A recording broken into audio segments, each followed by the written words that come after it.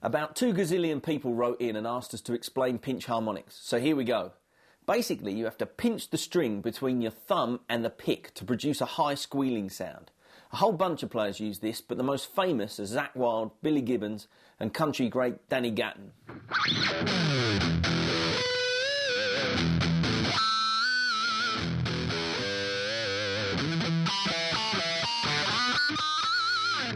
The problem with pinch harmonics is that a large part of getting them to ring out is to get your sound right. To stand the best chance of getting them, use lots of gain, select your bridge pickup with the volume and tone turned right up. While you can even get pinch harmonics on an acoustic guitar, you really want the setup I've described to stand the best chance of making a good noise. There are a couple of things you need to master before you can get the right sound. The only problem is that one doesn't work without the other. So I'll go through them one at a time, and you'll have to be patient and put them together at the end. First off, we'll look at how you hold the pick. You'll need quite a sturdy pick. You shouldn't have too much of it sticking out. Some players actually rest the pick against the thumb. If you have the pick dangling around, you won't make the correct contact and you'll be wasting your time. The next thing you need to understand is how and where to strike the string. Along the string, there are what are known as node points. Harmonics will only sound if you strike the string at one of these points.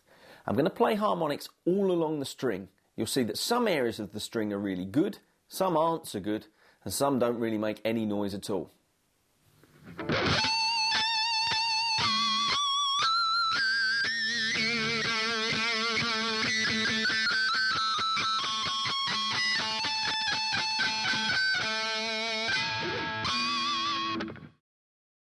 It's a bit of a knack to get these, and there's quite a bit of trial and error, but after a while you'll be able to hit the right point without thinking about it.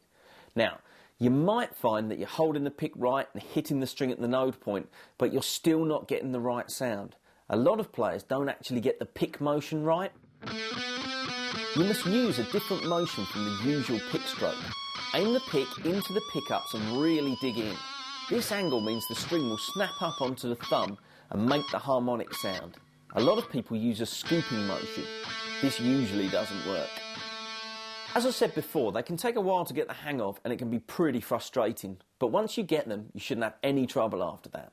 I'm going to play an example of the different ways that you can use them. You probably shouldn't play this many in one go because it will sound proper rubbish, but you'll get the idea.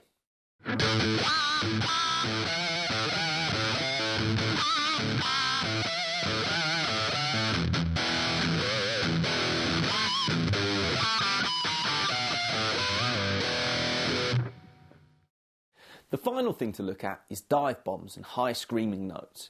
If you haven't got a locking trem system, this will probably cause you all sorts of tuning problems. If this is the sort of thing you think you'll want to play, you should probably think about buying a guitar fitted with one. You'll need to reach round and use your fret hand to move the whammy bar. Be careful not to mute the strings with your arm. Strike the string at a node point as before, then raise or lower the bar. You can also start with the bar fully depressed. This is a little more tricky, but sounds pretty impressive. One thing to avoid is moving the bar too wildly. Even a small movement can change the pitch of the note quite drastically. You also need to be careful that you don't tear the strings off your guitar.